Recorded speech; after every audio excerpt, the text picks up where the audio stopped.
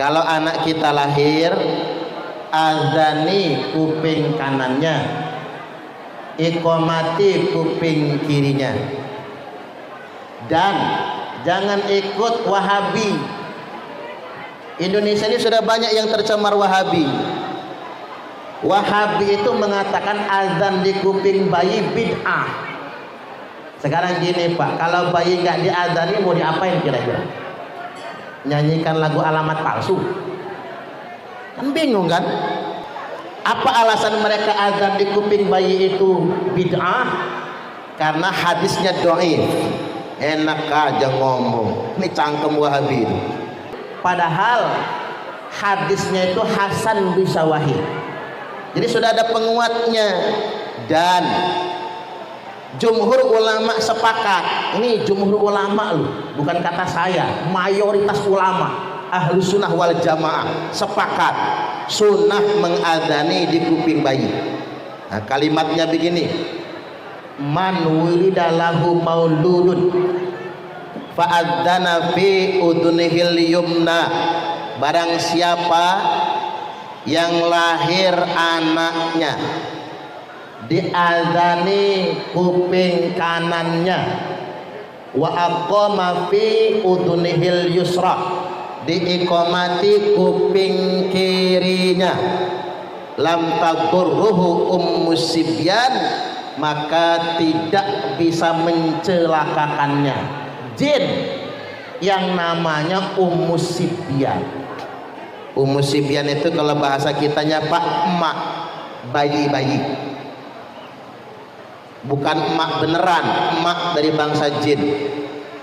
Kita nyebutnya kuntilanak. Nah, jadi kuntilanak itu bukan takhayul, bukan khurafat. Kuntilanak itu memang ada.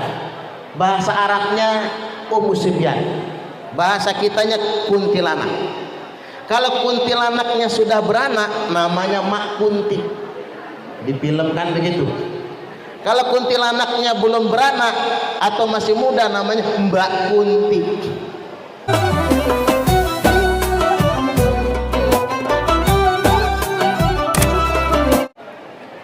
Allahumma salli wa sallim ala sayyidina Muhammadin wa ala alihi wa ashabihil kiram, amma ba'du.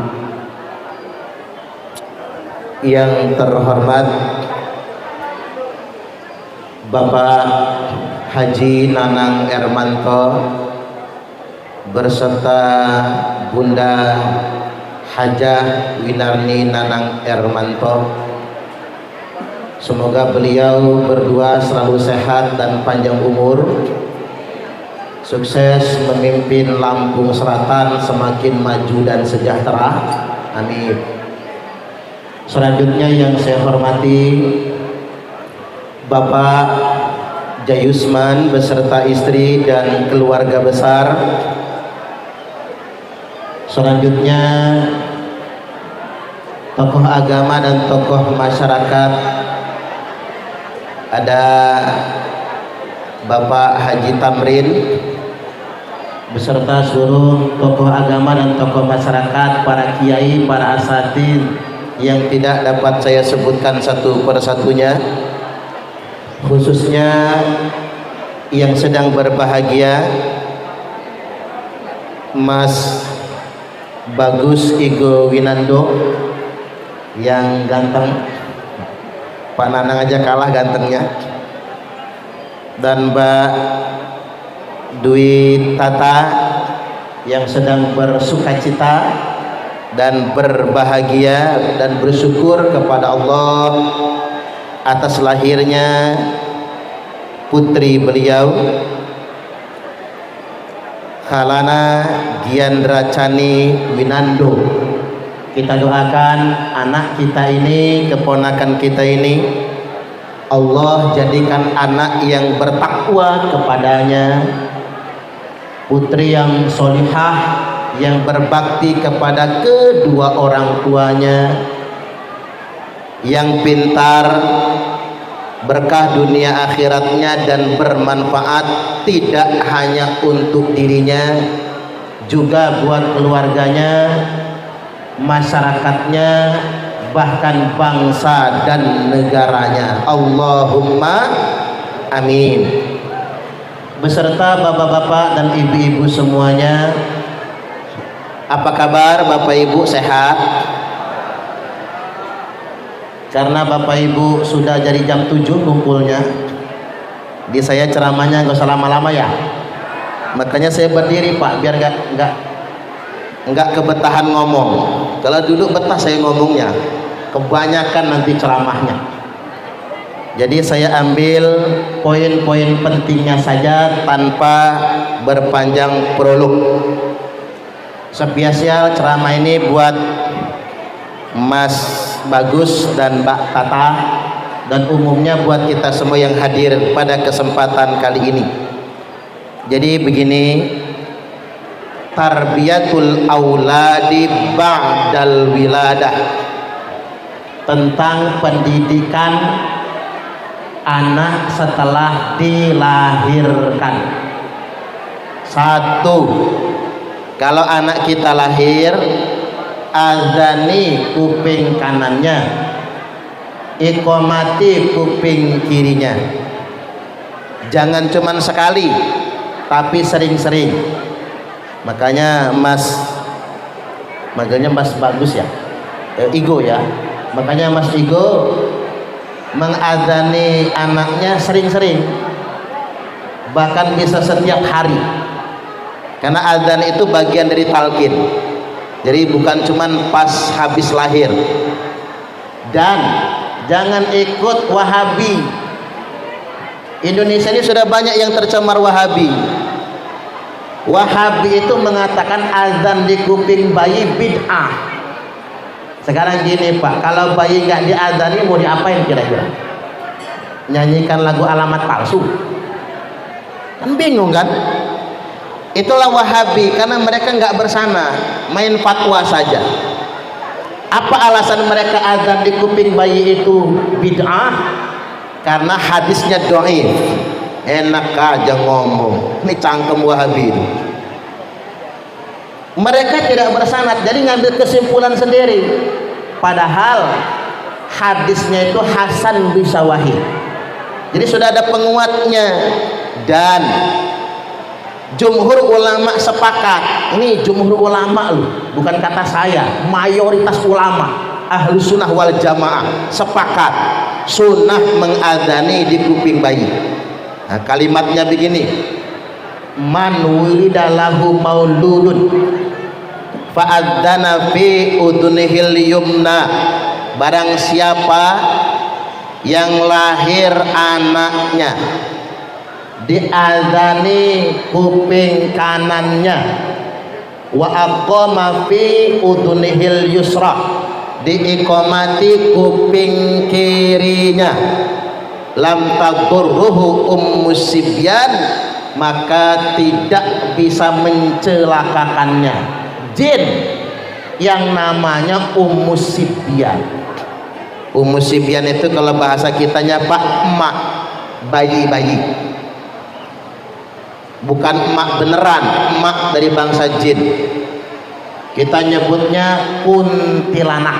Nah, jadi kuntilanak itu bukan takhayul, bukan khurafat. Kuntilanak itu memang ada. Bahasa Arabnya umusibyan, bahasa kitanya kuntilanak. Kalau kuntilanaknya sudah beranak, namanya Mak Kunti. Difilmkan begitu. Kalau kuntilanaknya belum beranak atau masih muda, namanya Mbak Kunti. Ini si Kunti ini tadi. Nah, ada jin yang namanya kuntilanak.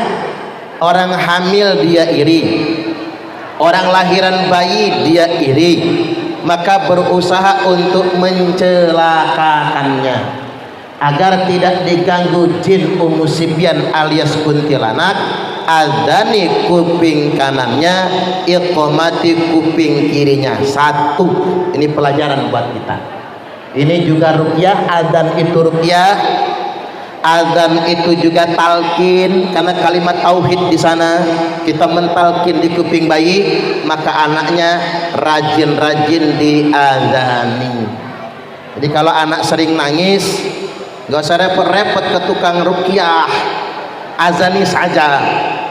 Diazani masih nangis terus, baru diruqyah. Diruqyah masih nangis terus, mungkin kecetit, urut. Masih nangis juga, ternyata dari pagi nggak dikasih makan, ia masuk angin, kelaparan. Artinya cara-cara kita sendiri. Itu yang pertama. Yang kedua, kemudian ditahnik. Apa itu ditahnik?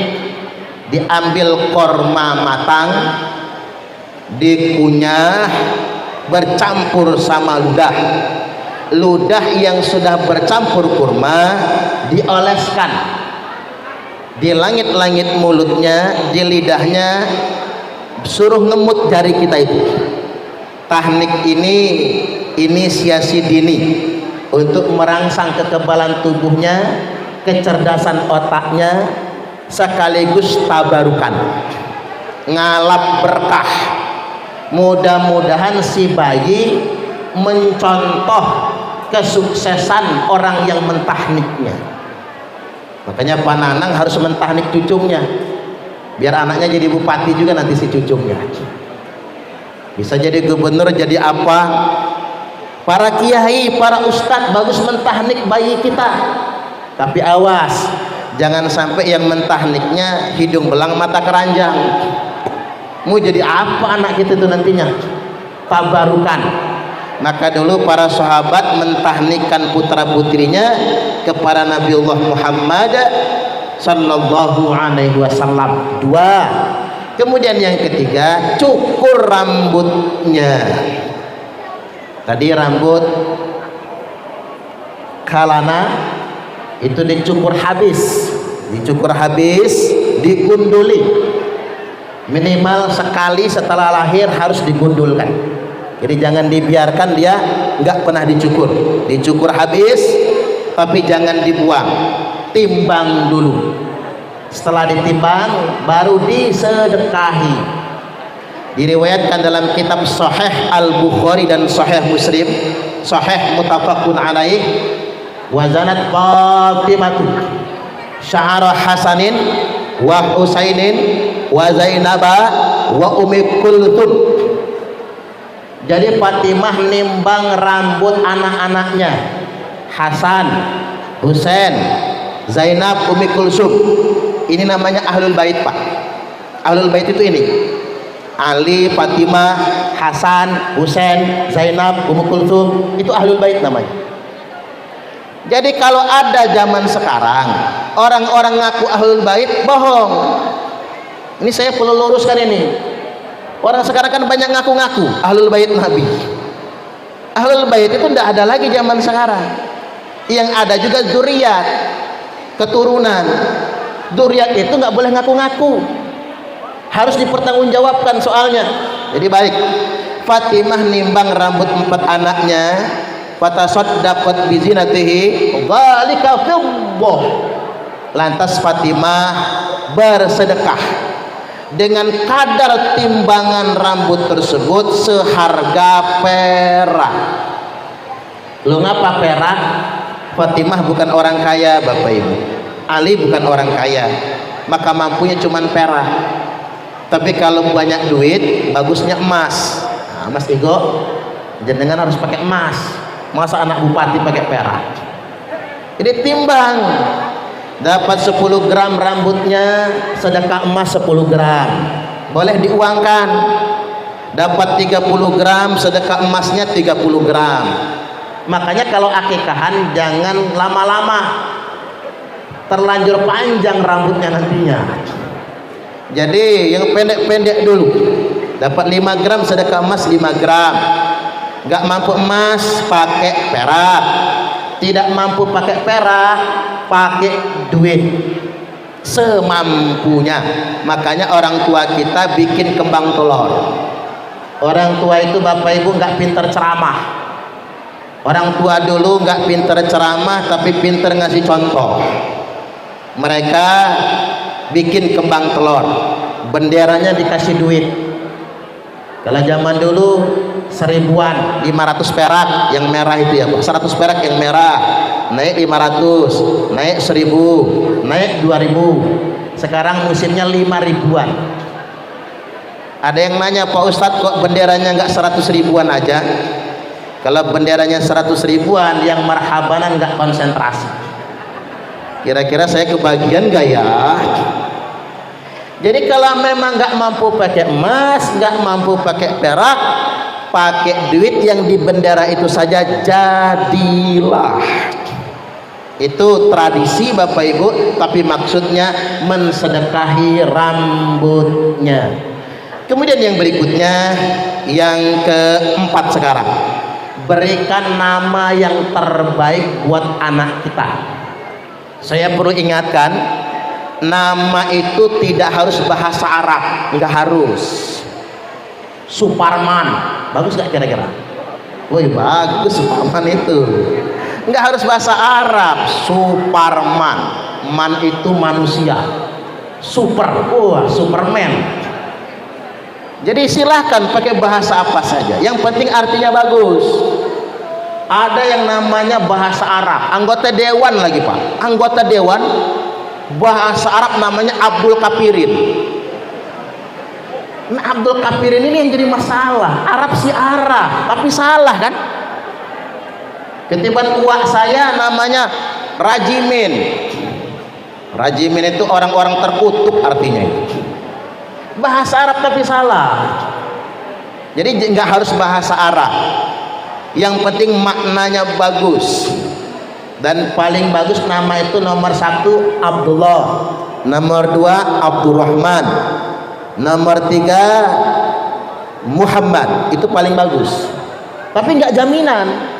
Ada namanya Abdurrahman, memang nama paling bagus, tapi masuk neraka. Abdurrahman bin Muljam. Abdurrahman bin Muljam itu hafal Quran 30 juz, jidatnya nganti kapalan saking rajinnya sujud, tapi masuk neraka gara-gara dia jadi khawarij. Juga nggak jaminan kan. Yang penting jadikan nama terbaik buat anak kita semua. Nabi sallallahu alaihi wasallam telah bersabda, innakum tad'una yaumal qiyamati bi asma'ikum wa asma'i abaikum fa ahsinu asma'akum. Sesungguhnya kalian semua akan dipanggil pada hari kiamat nanti dengan nama-nama kalian beserta nama bapak-bapak kalian, maka perbaguslah nama kalian semua. Nah, kayak nama keponakan saya ini, Halana. Halana ini sudah saya Google tadi. Kalau di Google artinya itu mampu memanage emosi dengan tenang, mampu mengendalikan situasi.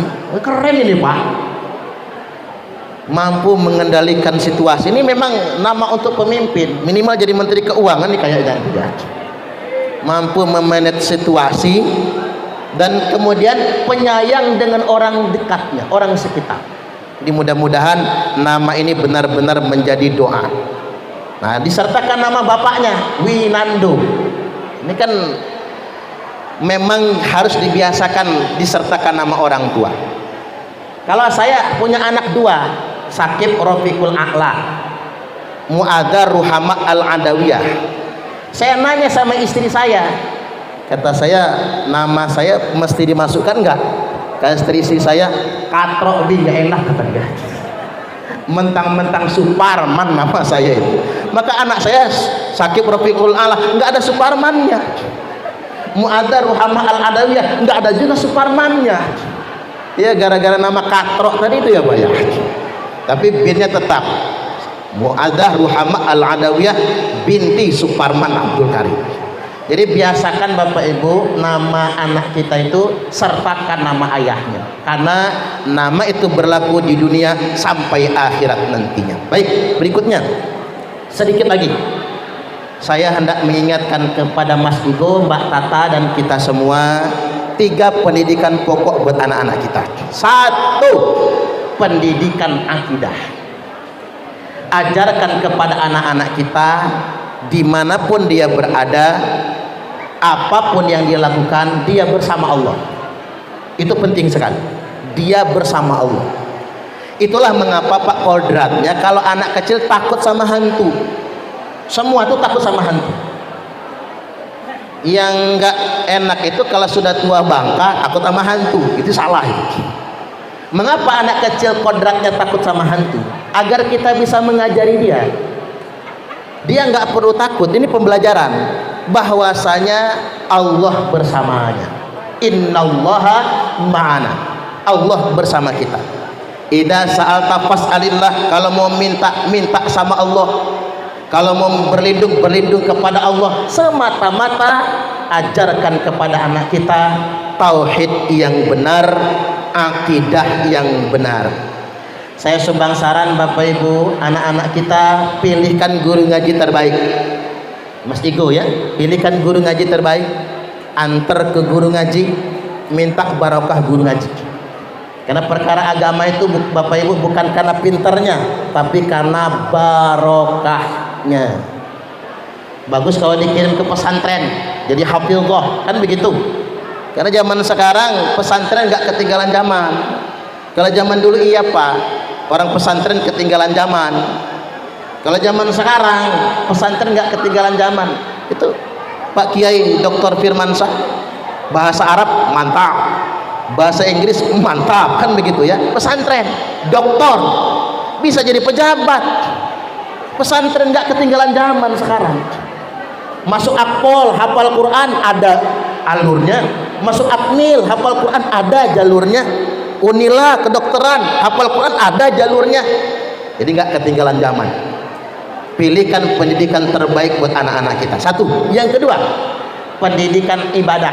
Nabi sallallahu alaihi wasallam bersabda, murus sabiya bisolati idza balagha sab'a sinin.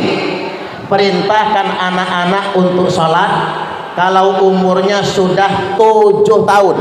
Ingat 7 tahun perintah sholat. Berarti sebelum 7 tahun diajari sholat. Wa idza balagha asra sinin, kalau umurnya sudah 10 tahun belum mau sholat juga, fadribuhu ilaiha, gempuk gara-gara meninggalkan sholat. Jadi kalau anak kita sudah 10 tahun ke atas Pak nggak sholat, gebuk.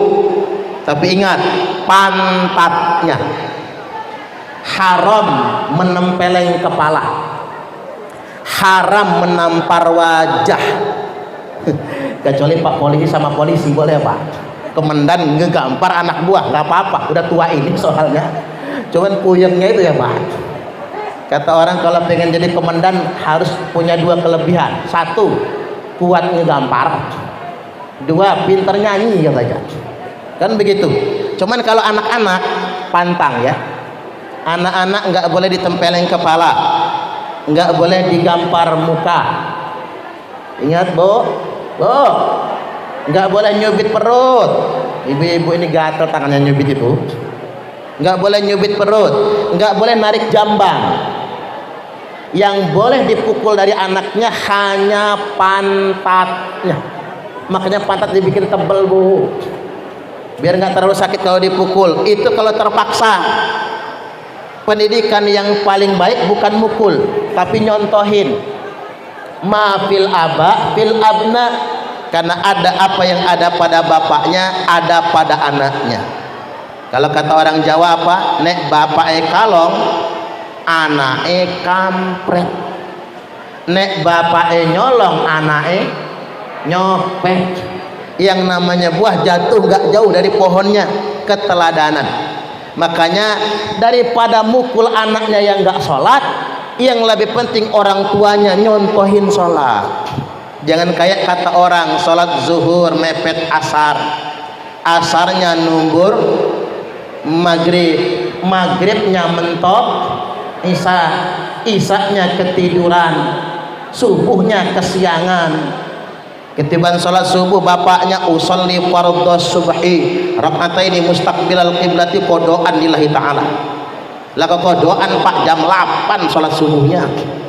istrinya nyusul, apa kata ibu-ibu? Usalli fardhu subhi rak'ataini mustaqbilal qiblati, kesiangan lan kawanan lillahi ta'ala. Lo kok kawanan bu, jam 9 sholat subuhnya, nanti anaknya niru, apa kata anaknya?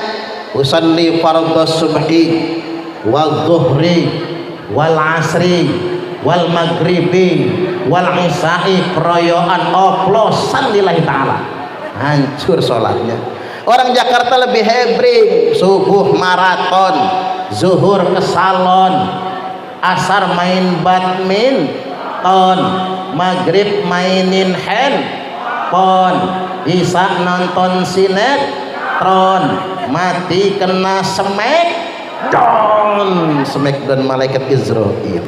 3 sekarang terakhir, pendidikan moralitas. Mas Igo dan Mbak Tata, jenengan udah pakai sarung ya? Saya pikir saya tadi sendiri yang pakai sarung, ternyata Mas Igo pakai sarung. Jenengan luar biasa. Pendidikan moralitas itu Mbak Tata itu penting, terutama dari ibunya. Pengaruh ibu itu sangat dominan Bapak Ibu. Walaupun bapaknya bajingan tengik, tapi kalau ibunya solehah, anak baik semua. Tapi walaupun bapaknya sangat soleh, tapi emaknya kurang solehah Bapak Ibu, itu pengaruhnya sangat besar pada anaknya. Karena ibunya yang di rumah. Penting pendidikan moralitas. Biasakan anak-anak makan tangan kanan, minum tangan kanan, pakai sendal tangan kan, itu kaki kanan dulu. Biasakan dengan adab yang baik, hormat orang tua, kakek neneknya. Saya pelajaran dari ibu saya begini, masih kecil ibu saya bikin kolak pisang, anaknya pengen makan, entar dulu, kirim dulu ke Umeh itu nenek. Setelah ngirim ke nenek, rumahnya nggak jauh, baru kita boleh makan. Nggak pakai ceramah, nggak pakai teori, cuman gitu doang. Bikin pisang goreng, kita pengen nyoba, stop, nanti dulu, kelekudai, nanti dulu. Kirim dulu ke nenek, udah sampai nenek kita pulang, baru kita boleh makan. Mendahulukan orang tua. Maka pada kesempatan kali ini saya ingin closing, ingatkan kepada anak-anak, birru abaakum tabirrukum abnaukum. Tak ulangi, birru abaakum tabirrukum abnaukum. Berbaktilah kepada orang tua kalian, nanti pasti anak kalian akan membalasnya, berbakti kepada kalian juga. Tidak akan mati anak yang durhaka kepada orang tua sebelum dia merasakan sakit seperti yang dirasakan oleh kedua orang tua. Maka mumpung yang masih punya orang tua, berbaktilah kepada orang tua. Ridallah fi ridal walidain, ridha Allah ada pada ridho kedua orang tua. Kalau kata kiai saya, pernah tidak kalian melihat Allah tertawa? Pernahkah Anda melihat Allah tersenyum? Kalau Anda ingin melihat Allah tertawa dan tersenyum, buatlah orang tuamu tertawa dan tersenyum. Maka sama saja kita membuat Allah tertawa dan tersenyum. Kalau kata ibu saya, jemetua Tuhan kedua, orang tua itu Tuhan kedua.